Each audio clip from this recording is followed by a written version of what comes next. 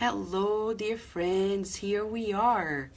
21 days of empowerment, redefining money, based on the book Money from the author Emmanuel through the medium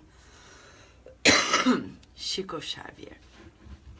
And today is a special day because this is halfway through our journey. Chapter 11, let us be rich in Jesus. Today is February 14th, the very last hour of the day. And since we're the workers of the last hour, we're also celebrating in the world, especially in the United States, right? Valentine's Day. It's about the bonds of friendship, bonds of affection.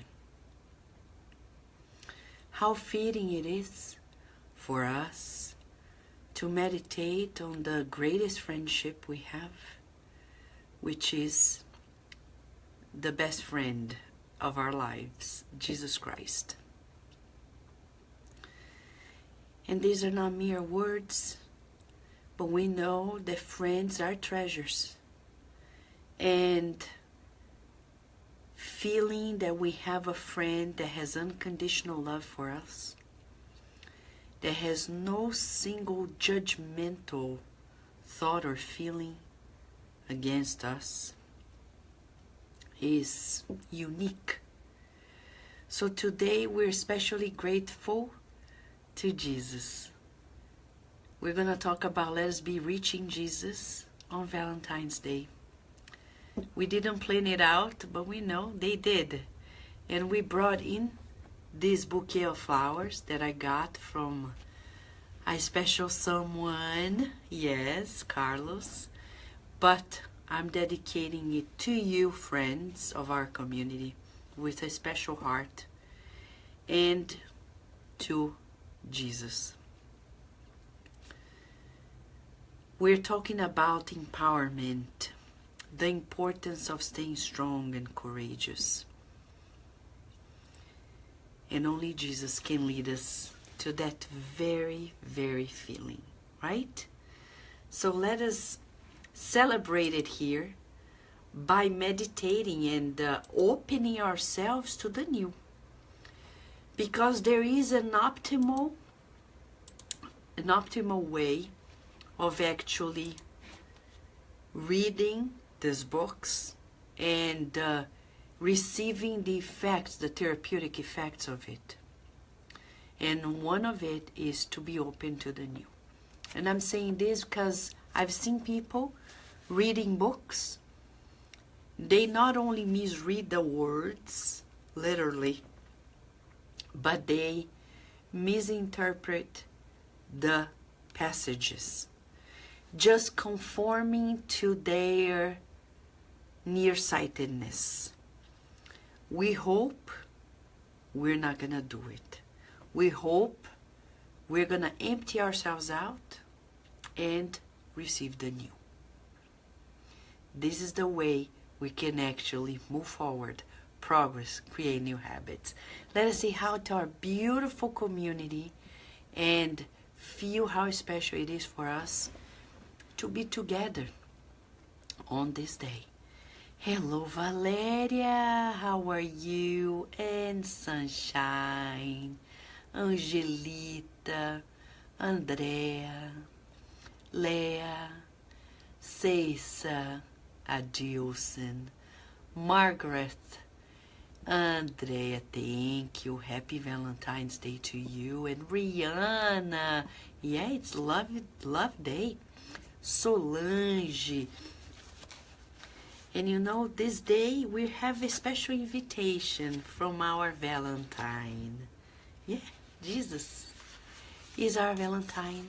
Remember the passage when he said, he called us friends and said that this is the best title he could ever give to anyone. Because he knew that family is a temporary thing. But friendship the true one,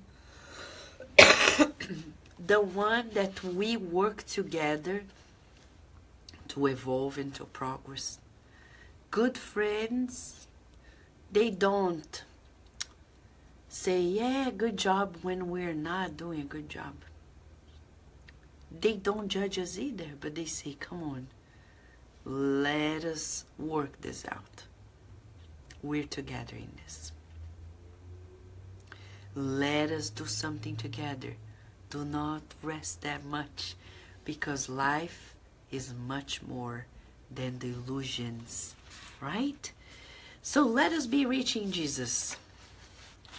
Emmanuel says, whoever judges by appearances almost always bumps into the quicksand of sudden transformations that will shake the building of mistaken conclusions. There are highly entitled individuals in the conventions of the world who bring with them a living source of heartfelt humility, whereas there are beggars with disfigured faces who carry inwardly the thick fog of pride that tarnishes their understanding. There are wonderfully rich people who are poor in avarice, and one may find poor people who regrettably are rich in stinginess. Everywhere we are faced with great souls who are humble in their service to the Lord. They may be our neighbors, oftentimes crawling spirits who are wearing tunics of vanity and domination also surprise us. Jesus, when praising the poor in spirit, was not giving praise to ignorance, to the lack of culture, to foolishness or nullity. Instead, he exalted the simple hearts, the treasure of blessings with which it is possible to effectively enrich the soul with elevated joys. Poor in spirit, the platform of the gospel simply means poor of presumption, of alleged intellectual highlights, and of supposed intellect performance. It is necessary to caution against exaggerated interpretation of the scriptures regarding their literal expressions in order to penetrate the true meaning of the lesson. Poverty and smallness do not exist in divine work. They are solely temporary positions created by ourselves in the evolutionary journey in which we will little by little learn, under the patronage of struggle and experience, that everything is great in God's universe.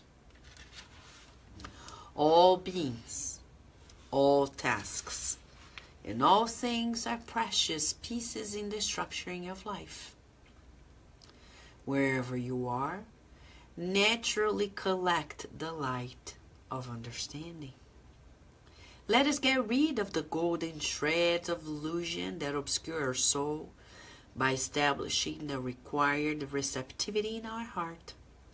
Thus, we will understand that we are all infinitely rich in opportunities to work, to serve, to learn, and to improve indefatigably.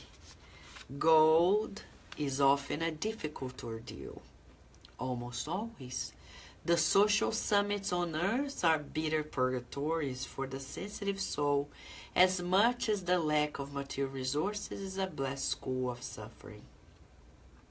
However, simplicity and brotherly love, when shining in our spirit, during any situation encountered on life's road are invariably the source of our endless joys. Are you surprised, friend, the way Emmanuel led this proposal for the soul? He is writing a book about money to help us redefine our ancient definition and feelings about money. And today we're being invited to be rich in Jesus. What is he saying? What is Emmanuel telling us? And we're saying Emmanuel because Emmanuel becomes here a messenger. In this book, he is bringing to us the concept of the higher minds of the universe. He is not giving us his personal opinion. Let us remember, these books are not personal opinions. There are many spiritist books that become mere opinions. This book is not an opinion.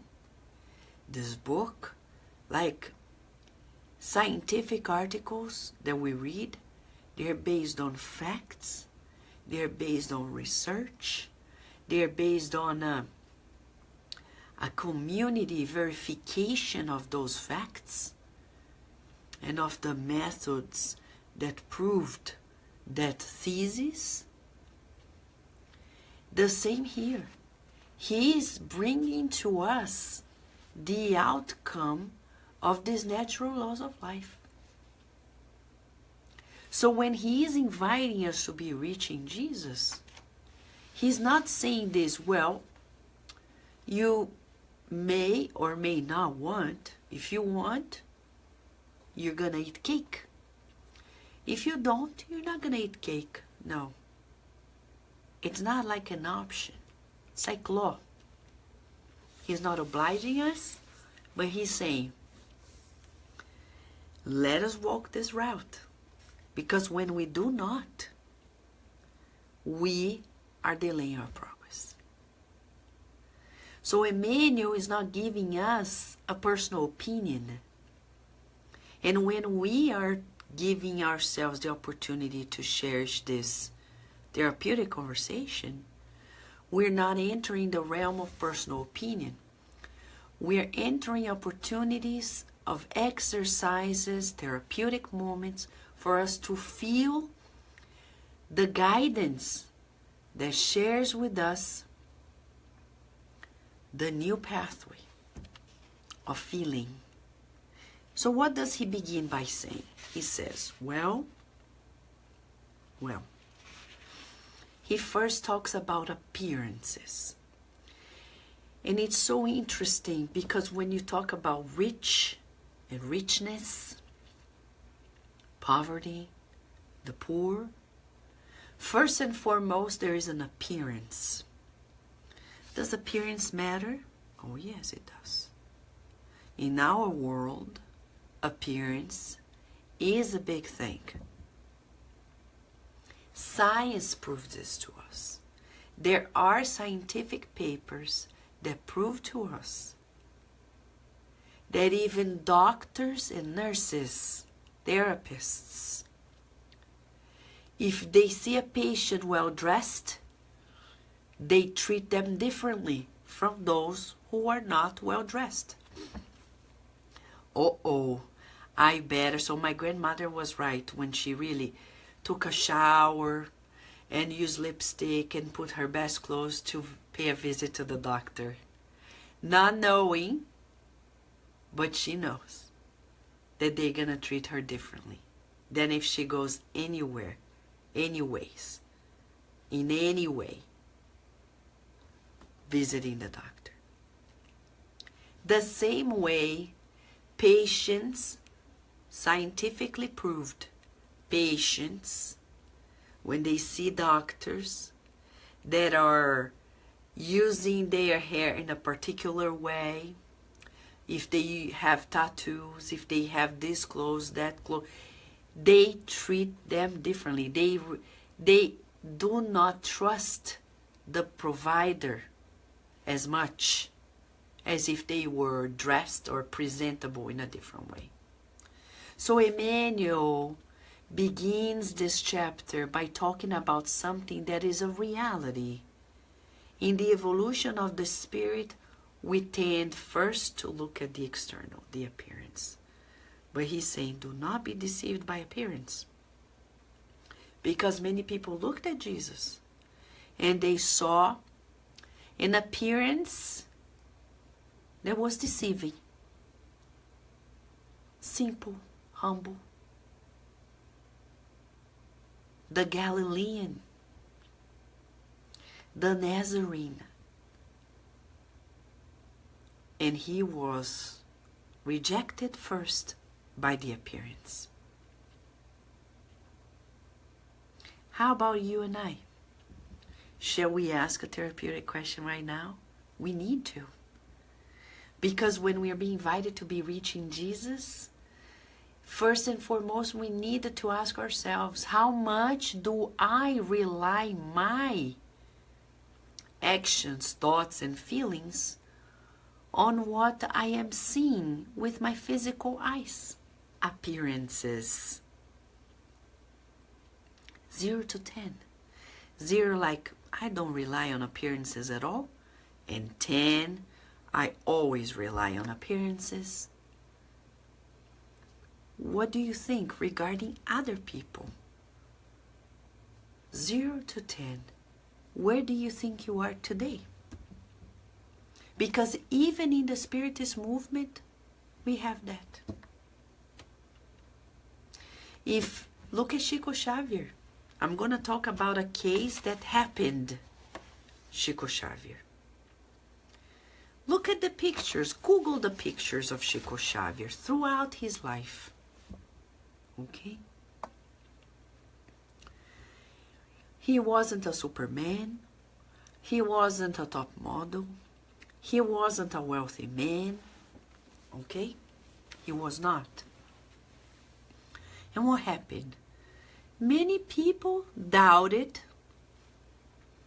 his abilities because they said, okay, you can do all of this talking with these spirits and bringing these amazing texts, but look at you. Look the way you dress yourself. Look at you, like you don't actually impact anything. And actually, there were several occurrences in which people looked at Chico Xavier. Even spiritists. And didn't buy into his superpowers. And I say this quote unquote, regarding mediumship. Because he didn't look combed. He didn't look wealthy as he was in spirit. One of them was Valdo Vieira. And I'm saying this not in a judgmental way, but I'm giving facts. Another one was a man who admired Chico by the books he was reading. He was a spiritist, but when he met Chico, he didn't believe that man was Chico Xavier. Because the Chico he created in his mind was not the one he was seeing. Look, Jussar is kindly sharing here a beautiful story. He used suits that were donated to him by others in different sizes. Thank you, Jussara. Thank you, Jussara. By the way, welcome, Jussara, and Erika, and Paula. Hello, Paula. And Julija, Melissa. Okay, friends, so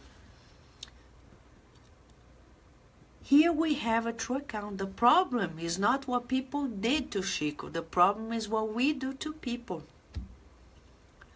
How often we look at people, sometimes they are tired, they are overworked, There are so many spiritual people who think that if you are truly spiritual, you have a perfect health, perfect skin glow,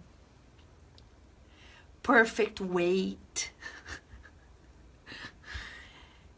big home with a supercar in the garage, with children that are so well behaved, right? Illusions. So Emmanuel is telling us, don't be fooled by appearances, because there are people who are wonderfully rich. They are rich externally, but they are poor inside. And some of them are externally poor, but so rich inside because they are not greedy. They are always loving. And he says more. And there are souls who are humble in the service to the Lord. And they may be our neighbors, and we don't know because they're so humble, we don't know. And there are spirits who are just beginning a life, and they have so much ego. And this is something for us that Mentor Joseph recently assigned to our activities for children and youth in the center in Virginia. We need to teach our parents and our children to be humble, meaning to be children, but to exercise the possibility of not talking about themselves all the time, because we are at a time when we incite that egocentrism in children. And they become the center of attention. And we think that and we train them to think that life is all about them.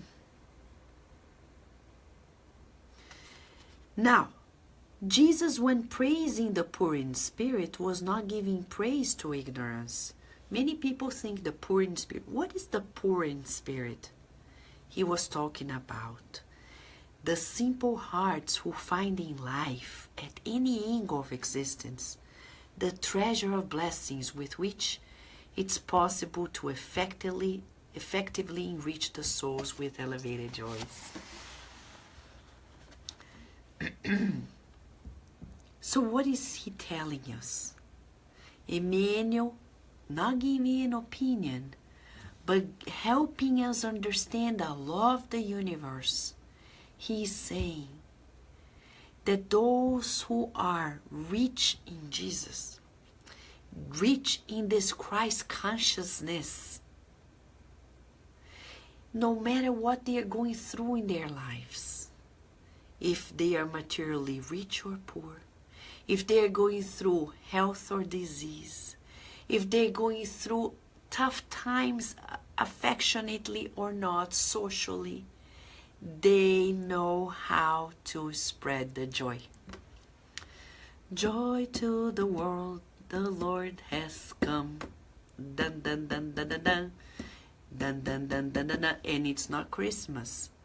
I mean, officially not, but for us it's Christmas all the time, because we're always celebrating life in this planet governed by Jesus. Not the Jesus that people are portraying in the cross. Not the Jesus that is at the cross. Not the Jesus that people create to divide themselves from others. We don't feel divided with the Muslims, with the Jewish, with the people who don't believe in anything. No, the Jesus we know brings us even closer to everybody. Closer and closer and closer, to the point that any angle of existence is an opportunity for us to rejoice. Remember when Jesus said, Bartholomew,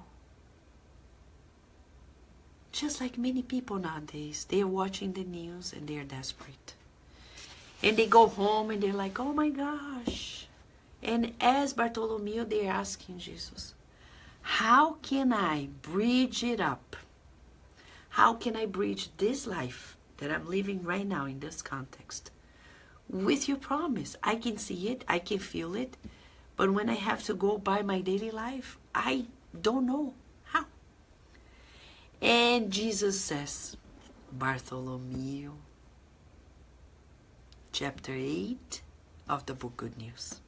Bartholomew, have you ever heard of any good news that doesn't bring joy? The follower of the good news must have as a trademark joy, hope, and courage.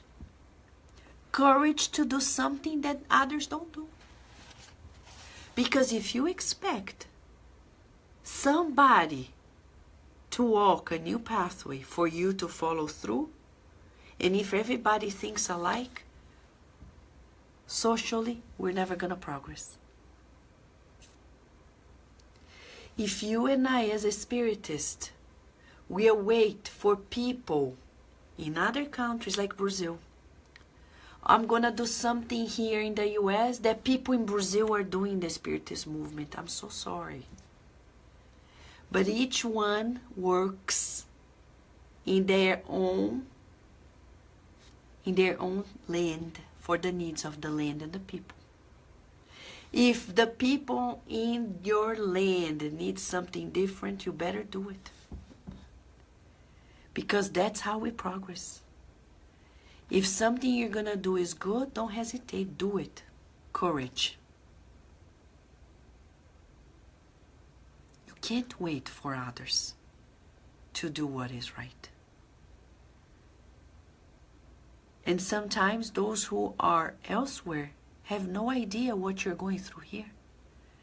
They are not living here to understand, even if they are mediums. And we're saying this not because we don't work in a team. We do. But what if Kardec, think of Kardec, we're talking about people who are ahead of us as models. Look at Jesus. He proposed something that today people don't understand. To love and be kind. To be courageous at any cost. Even if you're going to be persecuted by your best friends, by your family members, who will come to you and say that you are crazy because now you're devoting your life to helping others without asking for anything in return.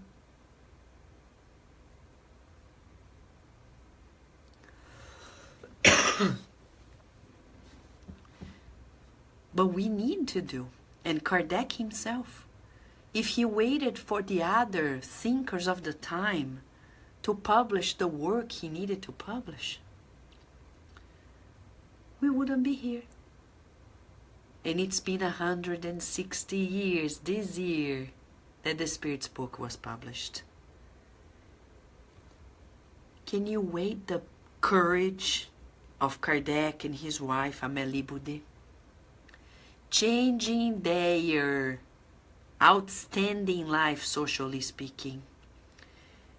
Yes, they were acquaintances of the royal family, of people of the elite society.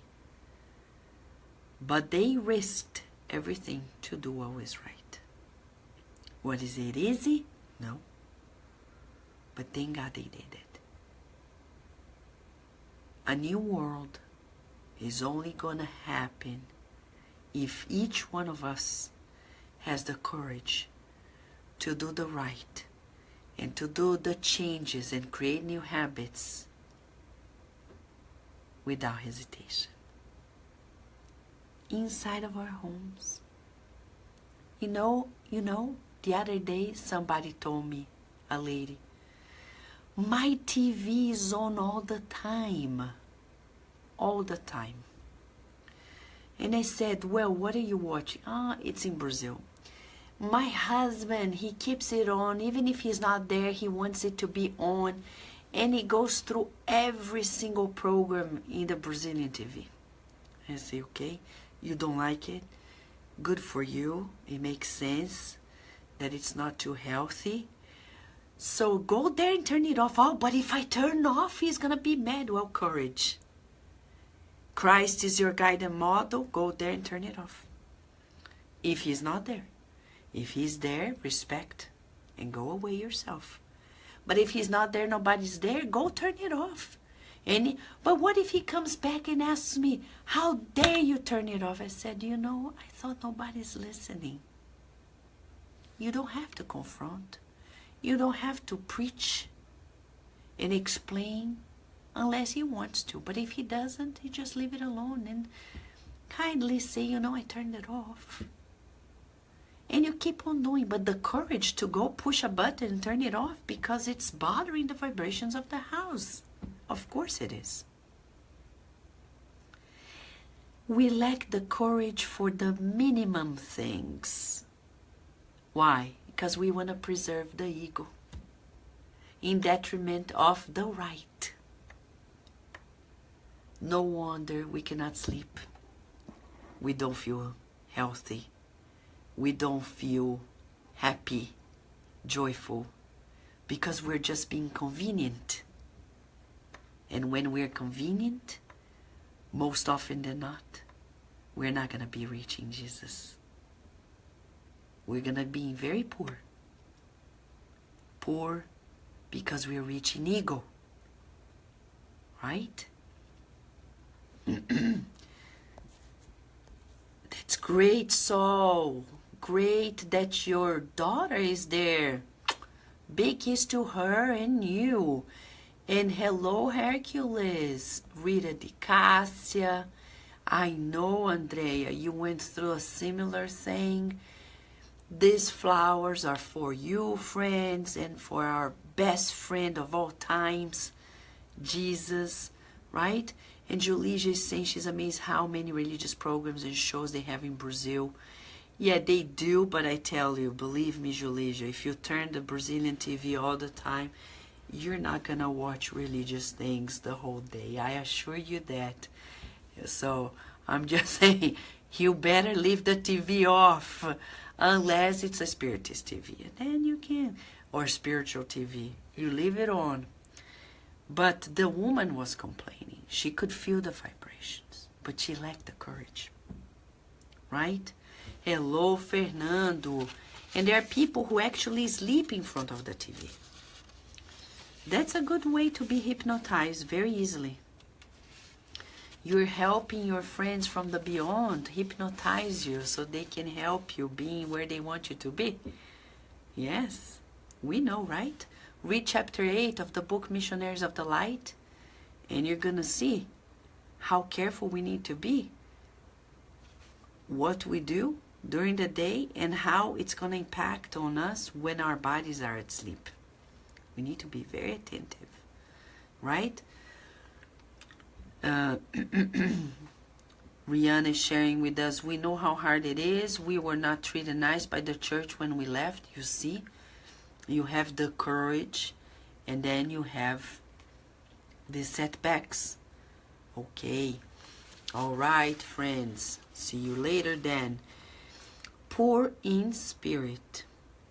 The platform of the gospel simply means poor in presumption. But what is presumption? Is of being who we're not. Trying to be who we're not. But if you are who you are, be who you are. Some people are afraid of being who they are.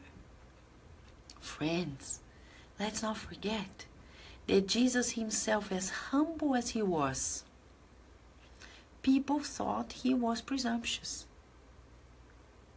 And Joana de Angelis explained that very fact to us from a psychological perspective.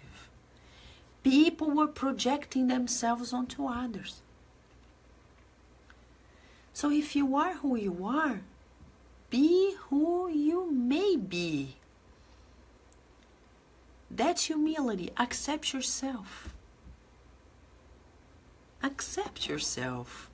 Do not try to be somebody else. And if people think being yourself is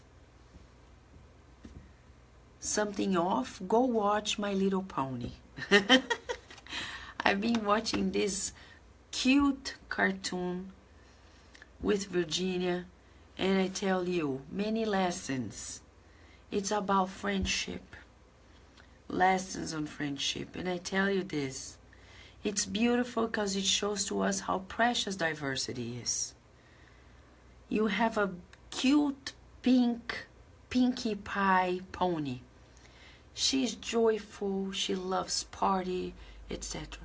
She is who she is. Another one is more like rainbowy and brings like the storms and flies.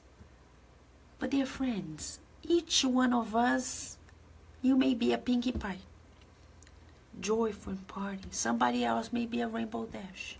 So what? Don't try to conform to everybody, because that's not going to work. Be poor in spirit is, do not try to be somebody else. To be accepted. Remember when we talked about how much we strive to be accepted and approved? But the question, friends, is, are you striving to be accepted by people? Because people's opinions, Paul of Tarsus said, they come and go. But if I work on being accepted by myself, because I don't need to work to be accepted by God, because God accepts you and I as we are.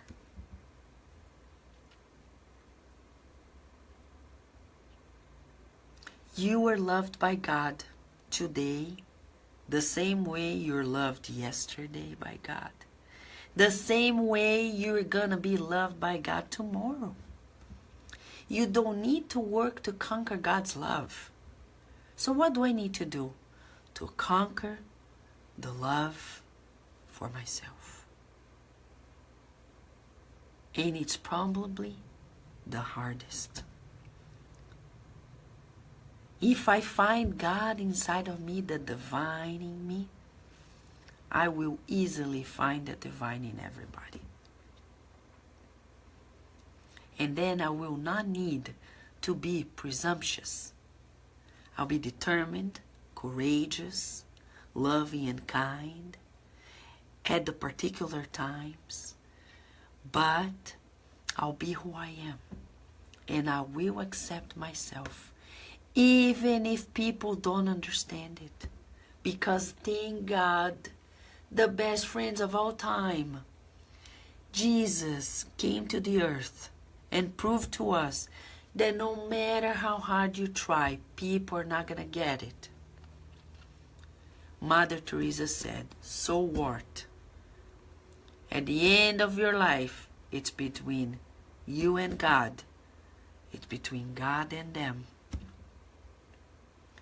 We don't need to strive to be accepted by anyone.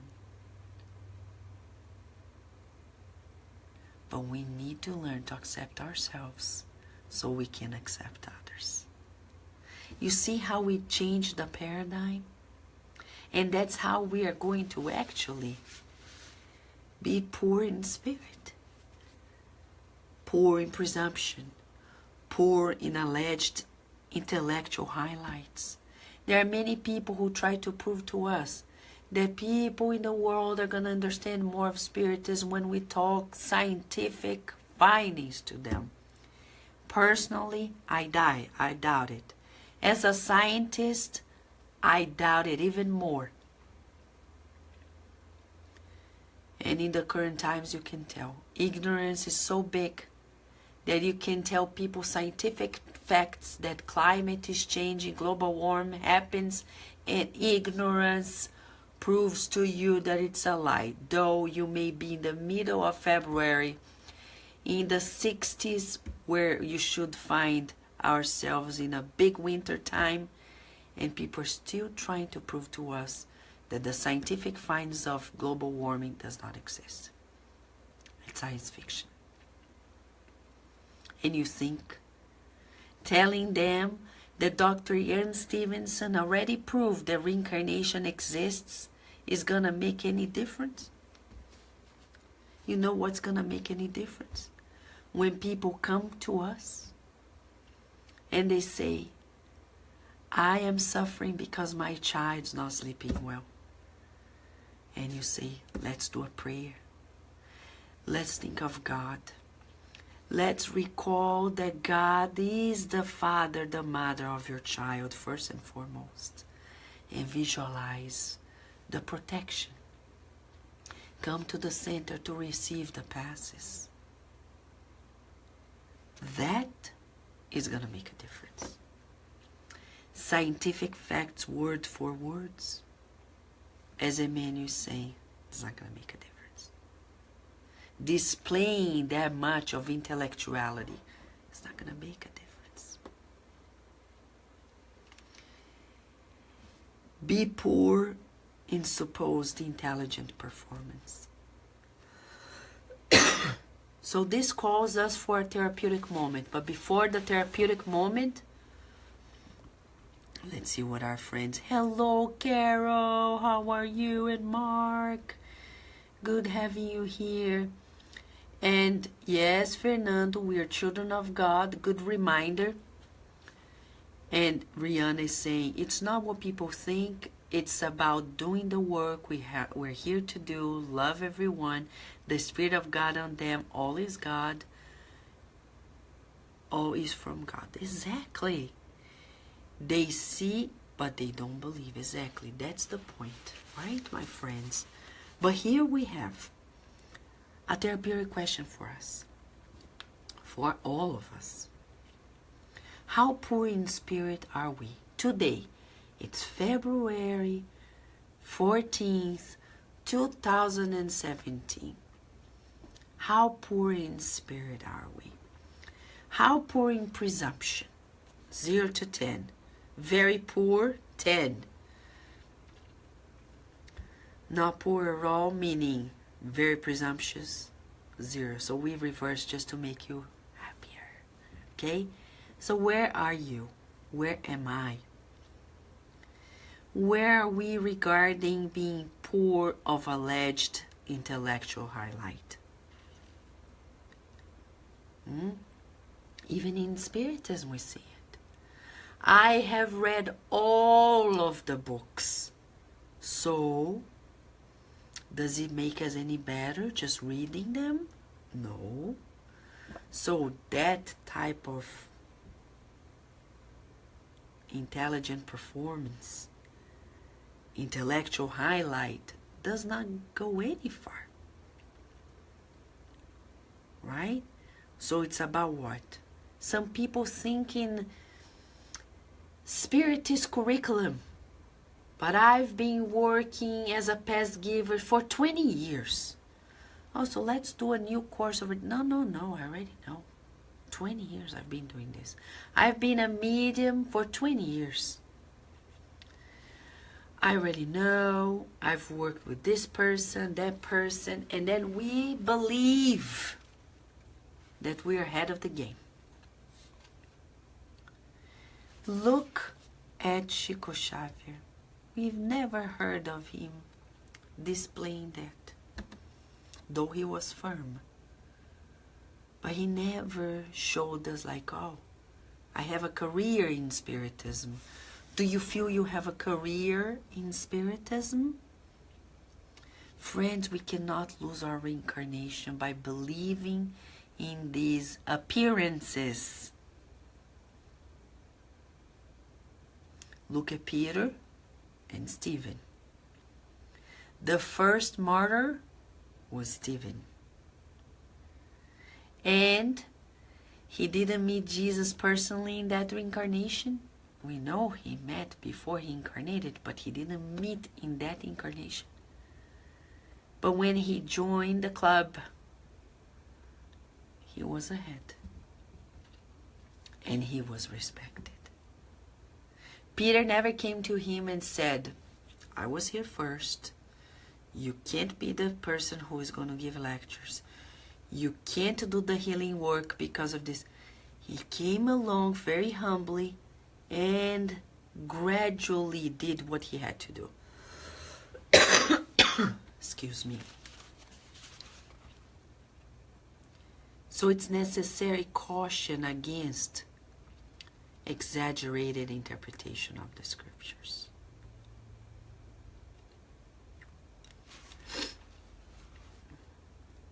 And here we're going to share something. In Brazil, we have a very respected scholar in Spiritism, Haroldo Dutra Dias, when we talk about the scriptures. He had a unique role of translating from the ancient Greek to Portuguese the New Testament. Because of that and many other things, he was able to bring to the whole community interpretations of the scriptures that are unique, very lucid. But there are people who saw this pathway and are trying to do the same, in the sense of like going back to the scriptures and attaching themselves to the scripture. But that's not the goal, my friends. The goal is to apply. I don't need to reinvent the wheel. Scientifically, we have that statement. Somebody does some work, you only replicate if you're going to add something else. But if you're going to replicate the same experiment just for the sake of replicating, we don't need you to publish a paper because the paper is already published. But if you're going to add something, then okay. But that's for scholars. So for us, we need to keep ourselves in the roles we're given. And what is it? To learn and to proceed. But not to reinvent the wheel. If somebody already did it, leave it alone. That's what the spirits are telling us. Hercules is reminding us here. When you accept yourself, you accept God as well. Exactly. Perfect, Hercules. Thank you very much. Right? Poverty and smallness do not exist in divine work. And that Chico Xavier knew. And that Mother Teresa knew. And that the Dalai Lama knows. Thich Nhat Hanh, Divaldo Franco, and many others in this world, because there are many workers of the light. They know that they don't need a particular material condition to do the divine work. Poverty and smallness doesn't exist. Actually, Mentor Joseph was telling us today, we were in the center, cleaning the center. And Joseph said, Vanessa, if people do not take care of the little, of the small, of the much they are given, how will God know they can be entrusted with a bigger thing? Great lesson. If you have your house, don't dream with a bigger house and despise the caring for the little one. Because those who don't know to care for the little that they have, they are not going to be able to be given more. And that's humility. When I value the small, the little that is given to us. That's the poor in spirit.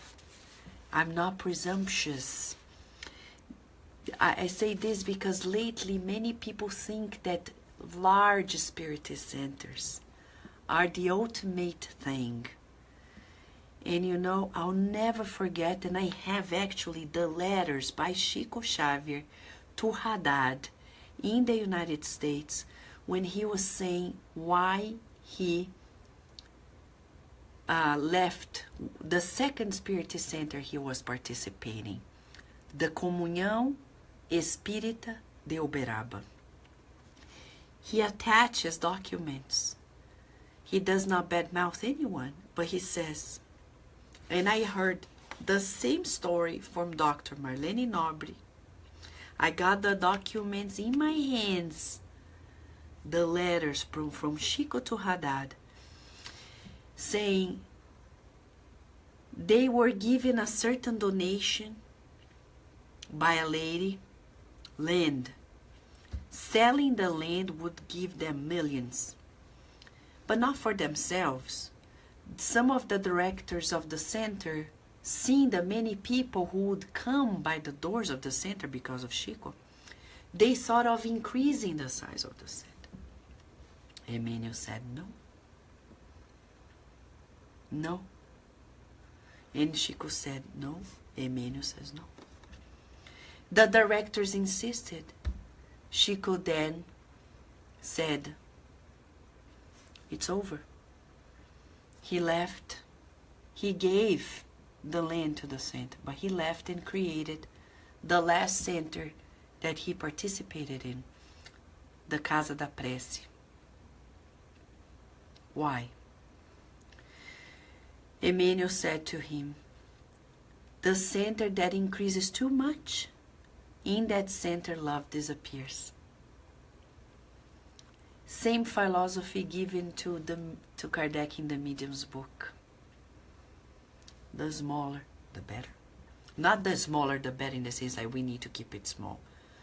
But the goal is not to become like a mega center, like many people think is the way to go. Chico Xavier himself would receive thousands of people, but the center would fit in less than 100 inside the room, much less. The doors would be packed. The windows would be packed. People would be outside listening to his meetings. But they wouldn't increase. And that's Chico. And there are many people who are priding themselves of super large, mega churches, mega centers.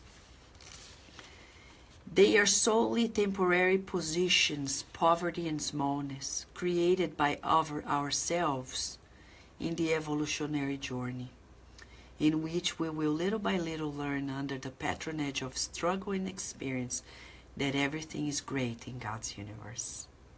So the question for us is, what do we need to learn and to do to come to the conclusion in a daily basis that everything is great in God's universe? The main therapeutic question for us today is, do you feel you lack anything? Because the invitation is, let's be reaching Jesus. And they are saying the ultimate goal is to feel that everything is great in God's universe. And in struggle and experience, we're going to be forced to come to that conclusion. Everything is great. What do we need to do? How many lives have we lived experiencing wealth and poverty, wealth and poverty, wealth and poverty? And now the question is, why am I experiencing this, wealth or poverty? What do I need to do to come to the conclusion as a feeling that everything is great? All beings, all tasks, all things are precious pieces in the structuring of life. Wherever you are, naturally collect the light of understanding. Let us get rid of the golden shreds of illusion that obscure our soul. Exactly, Rihanna. Jesus had only 12 apostles. And he said to Zebedee, John's father, John and James, our cause is not of numbers. And he's the governor of the planet. And there are people who come see our meetings in our center in Virginia, in DC, and they say, how many Americans are here? I say, why do you care? It doesn't matter how many Americans. We have many incarnate and discarnate spirits, irrespective of the nationality. But in these lands, we speak English. Because if I were in Brazil, I would like people to speak in Portuguese. If I were in Italy, I would like people to speak in Italian. Illusions. Illusions, number illusions. And there are many spiritist centers that for the cause of numbers, they don't shift the language of their meetings. I'm not judging. We're just saying, friends, this is 2017. We need Spiritism to go places. And it means that it needs to be clothed in the languages of the countries where we're living in. Right, Hercules is kindly sharing with us that it's true. He's been to Casa da Prece many times. And it was the place that she could consider his house, a house for everyone humble like him. Thank you, Hercules. So true. And that's how we should feel. It's our home. It's our place. It's the place for everybody. Gold is often a difficult ordeal. And you know, it's not easy, Emmanuel is saying, to be, because he knows. He's been there, done that as a senator. He knows. Hello, Norma. He knows that being the high social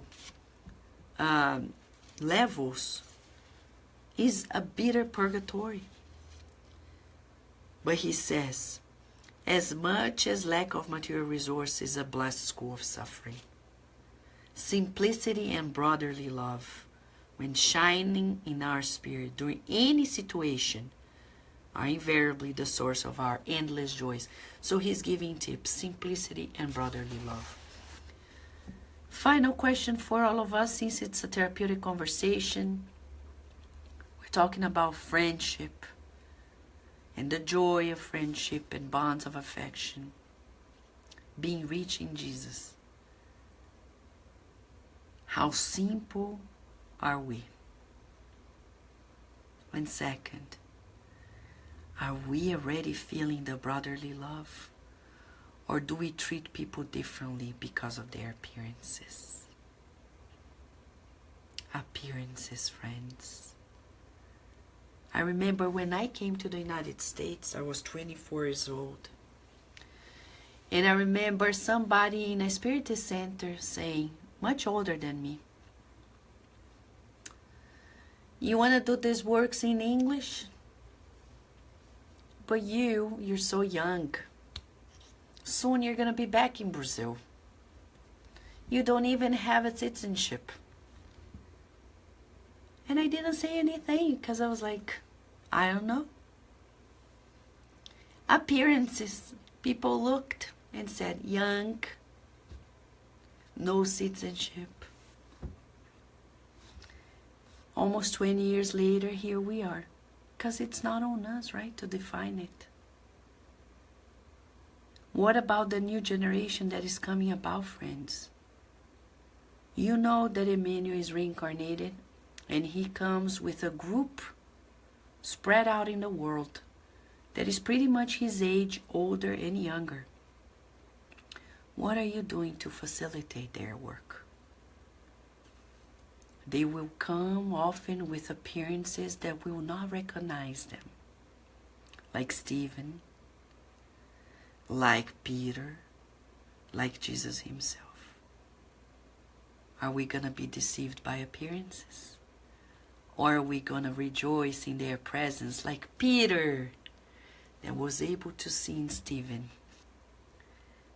the one that was being brought by Jesus to help, to team up, and really, literally, team up with the persecutor of all times, and later help him bring about these teachings to all of us. Let us meditate. Let us feel it. Let us be reaching Jesus.